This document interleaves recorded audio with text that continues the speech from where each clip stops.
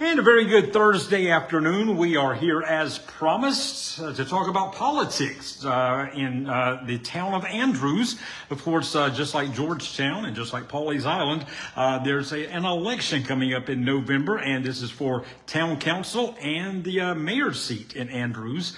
And two candidates on the ballot for the position of mayor. You've got Mayor Frank McCleary running for re-election, and right here you see on the screen his opponents. Mr. Dean Baber, I should say Pastor Dean Baber, is his opponent on the November ballot. Of course, a nonpartisan election in Andrews. First of all, good afternoon, sir. Thank you for doing this today. Well, thank you for having me. Thank you for the invitation.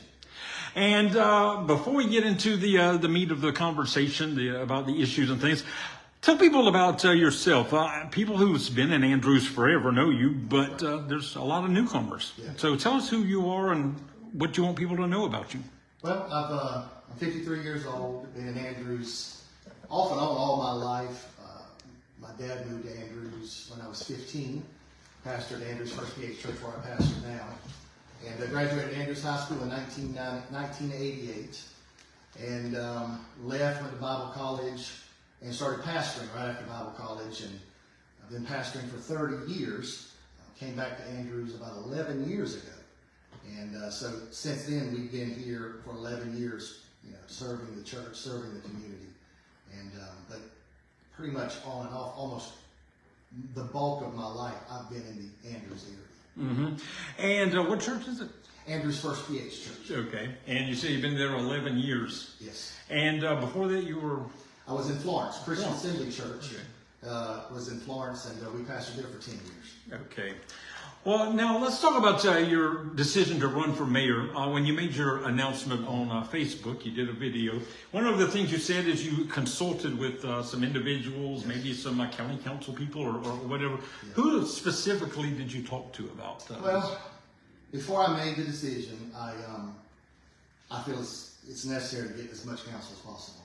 So I talked to some religious leaders, I talked to some county council. Can you say who the county council people? Well, it's just different individuals. I mean, I don't want to go into detail of who necessarily. It was just basically for me to say, all right, I need some counsel on where we need to go with this and how we run with this election. So I talked to pastors, talked to my bishop, talked to some county council, talked to some leaders in the local town of Andrews as well.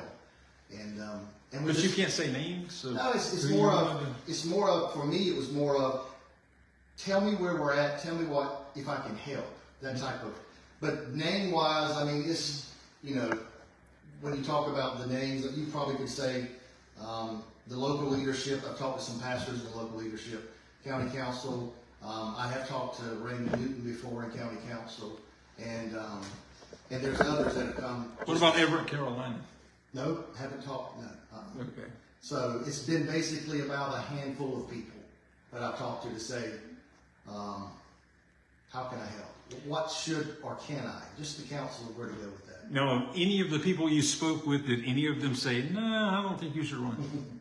No, they all had the same question. Are you sure you want to run? Mm-hmm. Not a negative or a positive, but it's been mostly, are you sure you want to run because of the issues and the concerns and the problems that Andrews faces? And each one in our conversation was, yes, I'm sure I want to run. But I'm not political in that sense of politics or party. It's more for me of relationship with people. So the politics part, I'm new to the politics part. And the political part, I kind of probably, I guess, resist to some degree. But I just felt like it was time to jump in and say, how can I serve? How can we make this better? And of all the people you spoke to, were they all saying, we will support you, or, we feel you should run? There's a big difference. Just because they say you should run doesn't mean they're going to vote for you or support you. There were, in the conversations, it was somebody needs to run, number one. Mm-hmm. And, we talked through it. And for me being a pastor, I prayed about it. I talked to my executive council of the church, and it was basically somebody needs to run. Yet all of it wasn't necessarily a positive comments to where, it's going to be an uphill battle. Are you sure you want to do this? Can you win if you run?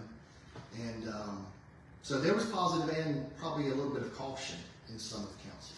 Now, one of the things that people might ask is, why run for mayor? Why not run for a seat on a town council first, see if you like it, and then 4 years from now run for mayor if you like it? Why go to the table and before you know if you enjoy the meal before you want to sit at the head of the table? Right. Yeah. Well, I mean, that's a great question. For me, it's never been my intent, or has in the past never been my intent, to run for mayor or town council or any political office whatsoever. The last 4 years in Andrews, there's been more talk and conversation, even within my own camp, that says we need to get involved. I need to get involved. Right now, at our church, we affect the town from the outside. Whether it's mobile ministry or cleaning up streets or doing whatever that is, we kind of affect from the outside in. And this time, it was, how do we affect from the inside out? And for me, it was, it's time to go to the head of the table, like you said, so that we can affect from the inside. When it comes to going through town council or being mayor, I just felt like it was the timing now to step in and go, all right, this is the moment. Can we make this change? And can I do what the mayor does? And basically we came to that conclusion, yes, this is the time to step forward. You say you can do what the mayor does. Mayor Frank McCleary is retired military. Yes. So he's got 24 hours a day he can devote to this job. Right. You say you're going to stay pastor. You don't plan to retire from pastorship. Yeah. So how do you have the time that he has to do this job? Well, I mean, and again, he is, and I've said this before to other people, I like Frank. Frank's a great guy. And I think Frank's a great leader at being a colonel. But when it comes to the time as a pastor, I commit to the church or the community. It's just an extension of the ministry that I already have. Being the mayor of a town, as complicated as Andrews is, and even as somewhat dysfunctional as Andrews is, the time is still the same time. We say 24 hours a day. Well, my ministry as a pastor is 24 hours a day. You're always on call. The phone's always on. It's the same thing. The phone's always going to be there, whether it's for church or whether it's for community or whether it's for mayor. You always are on call. You're always available. So this is just an extension of the ministry or the community effort that we already do. So time-wise, if we do it right, the mayor shouldn't do everything. If we do it right, the mayor shouldn't be the one that makes every decision and does everything. It should be delegated to the town council, delegated to the police department, delegated to the fire department, delegated to those that are responsible. Yes, the buck stops here, so to speak, but delegation and relationship is what makes it better. So I think, I'm well able to do within this period of time is delegate the responsibilities, which I think we miss now, but we need to delegate the responsibilities so that people other than the mayor is able to make decisions without all of the control. But what if on one Thursday, the third Thursday of the month, at 4:45 p.m., you get a call that one of your church members has been rushed to the hospital, something life-threatening. You've got a town council meeting at 5:30. Yeah. How do you handle that? Well, it all depends. There's elders in our church. We have other ministry people in the church that are well able to take care. If I can't be at a certain emergency, there's elders that go for me that take the place of the church. Also, when it comes to town council, things like that, there's an assistant mayor there. And we've got to, for me, people will always come first. And for me also, with the church, we're set up now to where eldership can take a great load off of me. So when it comes to town council, things like that, there's people that are in the ministry now with me that are able to take the load from me to where I can do both things at the same time. Now, as far as experience goes, that's one thing we've heard is that, you don't have the experience. For town council or mayor, you haven't been either. So why should people vote for you? You don't have the experience. Well, I mean, if we go back to when Mayor McCleary came in, he didn't have the experience either in the sense of being political. Experience is not so much you have the experience to be political. Being mayor, town council, meetings, for 30 years I've been experienced in how to have a meeting, have an agenda, set the tone, delegate those experiences or delegate those circumstances. And so when it comes to experience, I think the greatest experience a person can have is relationships. Because relationships is mending the fences, mending the bridges, and getting to the place to where people realize that it takes more than one, it takes more than two, it takes more than three. It takes, some people say a tribe, but it takes leadership and giving people the responsibility to lead. So, leadership is not, I heard one person in one of the meetings I was in a long time ago when it came to leadership. I think it was a John Maxwell quote. If you think you're leading and nobody's following, you're just taking a walk. Leadership is not so much having to do everything. Leadership is taking responsibility to making sure it gets done.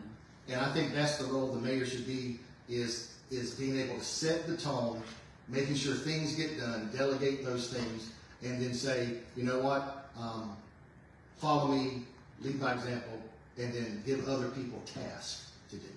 Now, I'm going by what people say, so I don't know if this is true or not. Yeah. Tell me if this is true or false. Yeah. But you have not attended any town council meetings since even the month. So, they used to live stream the meetings for Andrews. They don't anymore. Is that something you would bring back? Yeah, I don't have it. I think the more people are involved and see what's going on, I think it's better. Okay. So live stream would be great. Well, let me ask you about some of the issues, and these are what-if questions. What if you were mayor when this happened? Okay. The water bill situation. Yeah. A lot of people went months and months without getting a water bill, and then they get one, and it's hundreds and hundreds and hundreds of dollars. Yeah. How would that situation have been different if you had been mayor? Well, with what I know about it, and I don't know everything about the inside track, but when it comes to the water bill, it's the lack of consistency. It's the lack of people reading the meter on time and then delivering the meter reading to the appropriate people so that they can deliver the bill to the customer and that the customer can get the bill and then pay the bill. What's been going on in Andrews is that it's a hit and miss reading of the meter, and then you get a bill 2 months, 4 months, 6 months, and then what's happened is and people in Andrews most live on a very fixed income. And you can't go and say, okay, here's a 6-month bill, or here's a 4-month bill. There's got to be more consistency when it comes to the water bill, when it comes to the reading of the meter, because you get out what you put in it. And if you don't put into it what you need in order to get out what you want, I think there's a lot of people that are frustrated because of the water bill. And I get it. The water bill, for most of Andrews, that's one of the highest bills they pay a month. And the challenge, the frustration comes from being so inconsistent. This month is that. I don't get a bill for 2 months. I don't know where I stand. And I think for the most part, for me, it would be consistent, read the meters, get it out there, and be transparent. Be more transparent with what's going on. When it's not working right, tell everybody it's not working right. Not, well, I've heard over the years, we're working on it, we've got a study about it, we got people looking at it. Be more transparent. What is going on and how to fix it. Now, but I don't know if you answered the question exactly. I mean, what would have been different if you, how would you have helped the consistency happen? How would you have? Well, for me, it's just simple. Read the meter. Read the meter every month. But if people were leaving and they didn't have a number of employees, I think that was one of the situations. Yeah. How could you have Call helped? in Georgetown. Call for help. Ask for assistance. I've noticed that we've kind of isolated and insulated ourselves in Andrews to where there's not a lot of help. Ask for assistance. If you don't have a meter reader, ask for help. Ask for Georgetown. Can we use one of your people to read the meter this month? this person's not here. Or we've got to be creative enough to say these things happen, but the people of Andrews deserve someone that can say, it happened, we fixed it, let's move on. Not, it happened and, oh, maybe we'll get to fixing it later. I think for the water bill issue, it's not simple, but read it on time, deliver it on time, and let people have a consistent water bill. Is the situation fixed now? Is it better or? It's about the same. Okay. Even with the last meeting at the high school, it gets to the place of we're trying, we're working on it. We've got people looking into it. We went 6 months to try to make it somewhat better, but it hadn't been read. Again, there's no consistency in the reading of the meeting. Mm-hmm. And I think that's what's frustrating. It's frustrating for all of us. And speaking of water, one of the situations that's happened, and it's not isolated to Andrews. It happens in Georgetown. It happens in any old city that's been around for hundreds of years, and that is the pipes underground. A lot of them are made out of clay and things like that. They spring leaks. They bust. You get sewer in the streets. You get sewer in people's yards. Yeah. That's not an Andrews thing, but it's something that Andrews and other towns need to fix. That's right. What could you do as mayor to, try to do something about that? Well, for me, there's two parts to the vision of Andrews. One is what's below the ground. What's below the ground, the infrastructure, the water pipes, the sewer pipes. And that's going to be whoever's in the next administration, whether it's me or Mayor McCleary or whoever that was going to be, they're going to have to deal with this for years and years to come. That there is a crumbling infrastructure of the sewer system and even the water system, and the challenge is it's not getting better. So we've got to get to the place, and I think the only way to do this is through grants, because the Andrews doesn't have the budget to fix its water and sewer system, which most municipalities have to go through the grant process to fix these things. But we've got to, I think Mayor McCleary's been in office for about 8 years. This will be running for his 12th year, in 4 years ahead. And we've made repairs, but we've got to do a better job of replacing. Repairing is one thing, and that's patching. But we've got to do a better job of replacing pipes. Because if you keep repairing, like and people have said, whenever you relieve distress, it's going to go to the next weakest link in the pipe. And then you're going to have a problem there. So whoever it is, there's always going to be the elephant in the room, the infrastructure, the infrastructure, the infrastructure. And it should be, because you can't have a town without the infrastructure. But the challenge has got to be getting the money, getting the grants.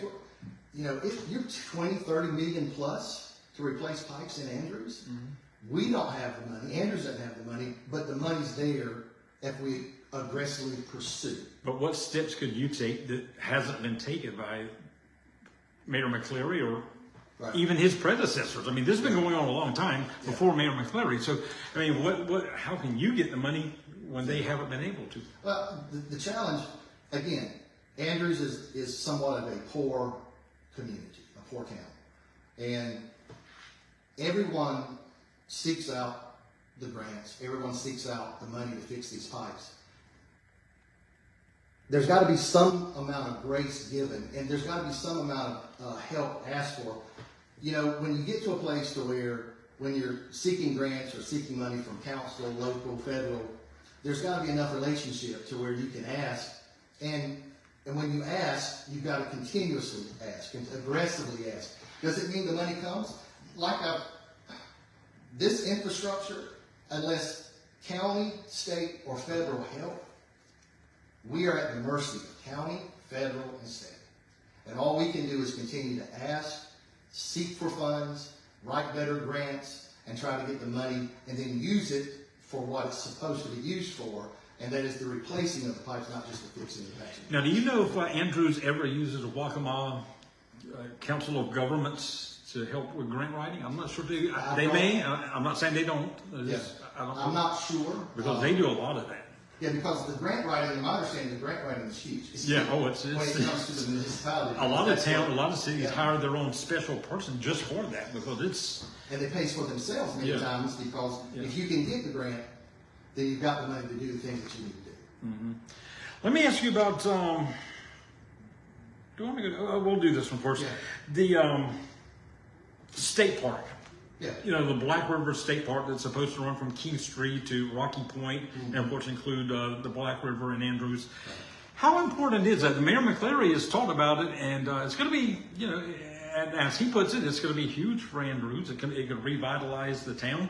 Right. How confident are you that it could do that? I think it can help. I think any new asset, whether it's the state park or anything else, anything can help revitalize by bringing in new people, new faces, new business, maybe even new housing. But yeah, I think anything that is bringing people in is a good thing. How much it can revitalize, I don't know. But it can revitalize. It can assist. It can help. We just have to figure out as it comes in. We can't, one of my issues is you can't wait for everything to happen. You've got to start making some changes now. We can wait for it to happen, but that may be another year, 2 years, or we can start trying to make changes now with what we have, and then hope that it happens. Now, there was a day, and you say you grew up in Andrews, Yeah. right? So you remember the days of Oneida and all the factories. I mean, everybody had. If you wanted a job, you had a job in Andrews back in the day. And of course, things happened, especially with the federal government, that caused those kind of places across the country to close down. Local governments, you know, could only do so much. Is there any hope of anything like that coming back to Andrews? What could a mayor do? What could a town council do to help bring, if it's not an industry, but maybe more businesses or anything? I mean, what can be done business industry-wise in Andrews? Well, I mean, you're right. When Oneida and those places closed, it really hurt the town. And again, we have to adapt to what we have. When people say we need businesses, industry, can we get industry in Andrews, in the town limits of Andrews? I know that there is industry in the, one of the business parks on the outskirts of Andrews, but we don't get any benefit for that. There's no tax benefit to the town. It goes to the county. Mm-hmm. We need to get businesses in the town limits. And the town limits, industry, big business, may not be conducive for town limit. But we've got to get businesses in there that can come in and make a difference, make a change, and bring, I guess, a fresh revenue into the town. So we got to adapt, and you got to take what you can get and aggressively pursue what you want. Mm-hmm. But I mean, anything specific as mayor that you would do to say, hey, and Dollar Generals and Burger Kings are nice, don't get me wrong, but it's going to take more than that to turn things around. So, I mean, I don't know what I'm talking about as far as, specific businesses, but, what could you do as mayor? What could whoever's on town council for the next 4 years do to try to attract businesses and maybe some kind of manufacturing or anything? Well, I mean, I don't know when the last time you've been through Andrews. Oh, driving through 3 Andrews. days ago. Yeah. When you drive through Andrews, whether you're coming in any direction from Andrews, it is, first of all, not welcoming. I mean, just the other day we had to cut around the signs just so you could see the Andrews sign. You didn't know that was the Andrews sign. So we cut that around. It is not welcoming to new business. There's when you drive in, it looks as though it's a ghost town. Things are crumbling on the top. So for me as mayor, we've got to get to the point to where we move above the infrastructure. You've got to focus on infrastructure. But then you've got to start moving above that line and saying, how do we make it more appealing? When you drive through Andrews, if I was a businessman driving through Andrews and I went through Main Street, there would be nothing that I would see that would say to me, this is the place to stay. This is the place to be. I think the first thing we've got to do is get our ducks in a row with how does it look, how does it feel, how does it function? Because if you drive through it now, why would I put a business in town of Andrews when if you don't respect your town enough to make it look good, why would businesses respect your town enough to invest in it? So we're always going to get that little bit of money here, this little business here, this little, maybe a Burger King or Subway, and we need those. But we also need somebody to come through and say, you know what, this town has potential. This town has something that we can grow with this town. It may not be the greatest, but we can grow with this town. And right now, there's nothing that says we can grow with this town because this town doesn't seem to want to grow. Now, is that from the leadership, or does that mean, because I know the citizens do a lot. I mean, they get out there, and I know you're part of the thing that cleans up on some Saturdays. But there's other groups, especially at Christmas time, they decorate the town. So the residents. So are you saying this not welcoming is coming from the top? Well, it doesn't seem to be coming from the residents. No, I think the people of Andrews is one of the best places I have lived, people-wise. They're strong. If you need help, they're there to help. They serve. There's lack of direction from, I think, leadership. Because with what I do in ministry and in mobile ministry and things like that, usually all you have to do is ask. You want to clean the street. I mean, I've even asked before, and I spoke to the mayor about this, that let's take this one side of the street with the gazebo, and I'll make sure we get volunteers to paint the whole street, the whole side. Businesses can donate the paint, we'll donate the labor. Just anything that gets people a spark that says, this is my town, and our town is really investing in us.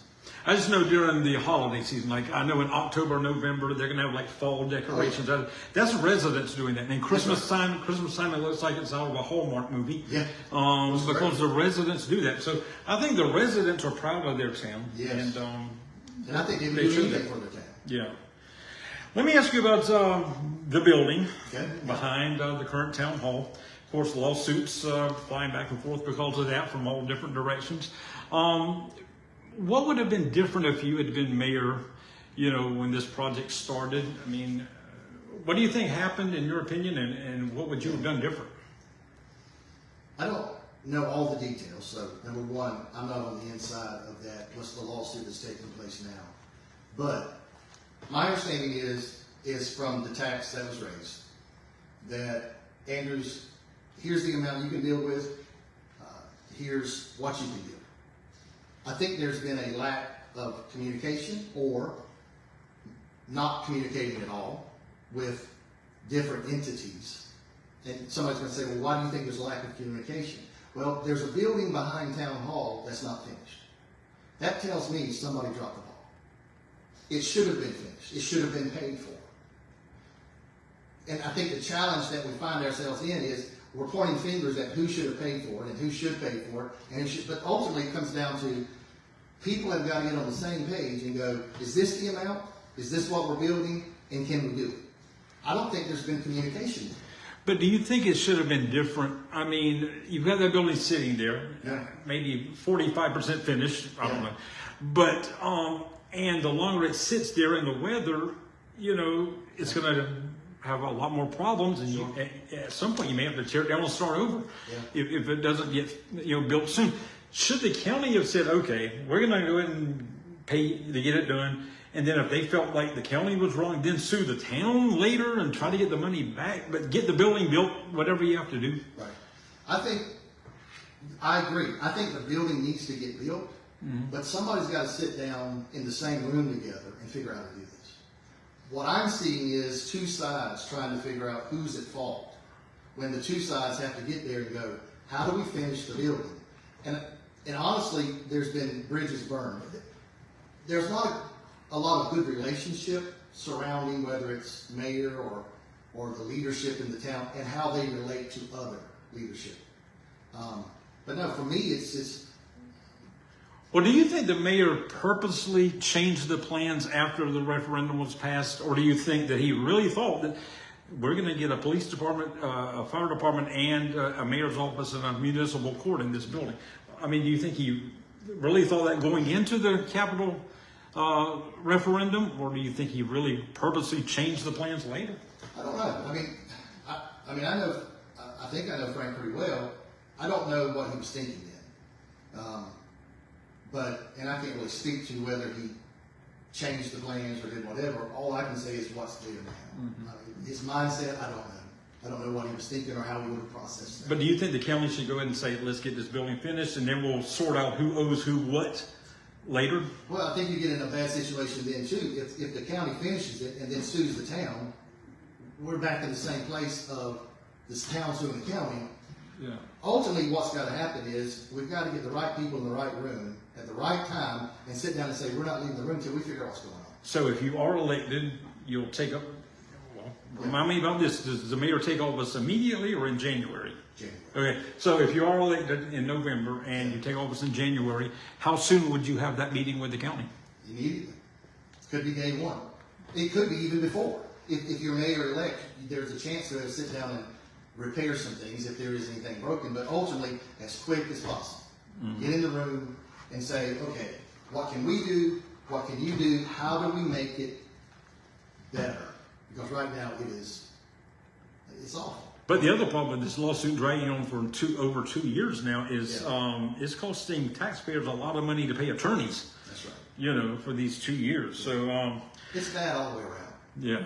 So we'll see what happens with that. We've got about 4 minutes left. I want to keep this at 30 minutes. But I do want to ask you about this youth in Andrews. Yeah. I mean, they tried to have a skating rink. I don't know what happened there, why it closed down. But there's really not much for youth to do except on Friday nights during football season. Yeah. What can be done what can a mayor or town council do to help bring things for youth to do? Yeah. Well, over the years, there's been trial and error when it comes to trying to get things for the youth. I know in the 80s when I was growing up, we would cut town. You go. Oh, I remember that. Driving back and forth. But gas wasn't $3.50 a gallon. Now it's not really feasible to do that, but it was something that was done. It wasn't the best case scenario, probably blocking everything off and everything. But even now, there's got to be some way to get together. And as a pastor in ministry, in a church, we try to figure out, okay, how can we reach young people? We do that all the time. How do we reach young people? And the goal, again, and I keep saying this over and over again, somebody's going to get tired of me saying it, but I'm going to say it again. We've got to get the right people together and talk about what needs to happen, and then you got to get the people to figure out, now how do we pay for that? The right people to talk about what we need, the right people to talk about, this is the block party. We could have block parties on Main Street, or block parties in different places and say, come on, let's eat, let's have fun together, let's start the process. You got to have a little victory. If you get just a little victory, you get another victory and another victory. But people need to know you're trying. And you're trying to get to the next place, the next page. So tell us about that, wrapping up here, and we'll do this again before November because there's 4 issues I didn't get to. Yeah. But like I said, I want to keep it at 30 minutes. So you've got an event coming up, a meet and greet. Tell us about that. Yeah, next Thursday, I think it's the 14th of September at the vineyard there in Andrews. We have a meet and greet from 6 to 8.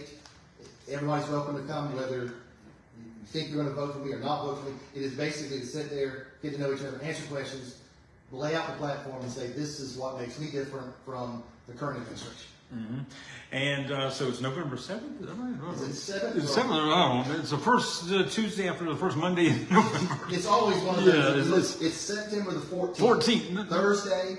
No, I'm talking about the election day. I'm sorry. Election is November the 7th. 7th, yeah, that's what I'm talking about, November 7th. So why should people vote for you on November 7th?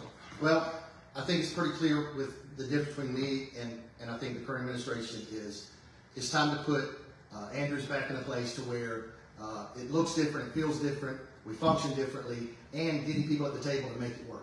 That's the key. Getting the people, asking for help, make it work. Whatever it takes, make it work. And I think that's what we can do. And hopefully there'll be an event between now and November 7th with you and Mayor McCleary in the same room answering questions. Haven't heard of one yet, but hopefully that will happen. I haven't either, but I'd love to see it happen. And we have invited Mayor McCleary to do an interview, and we're trying to work out a date. He said he would do it, and we're just trying to work out a date to exactly what me and you did today. So we will be talking with him just like this at some point here, hopefully in the next couple of weeks to get his point of view on things. But I appreciate you coming today, and thanks for having we'll see what happens November 7th. God bless you, and thank you, man. God bless everyone. Yeah, all right, have a great day.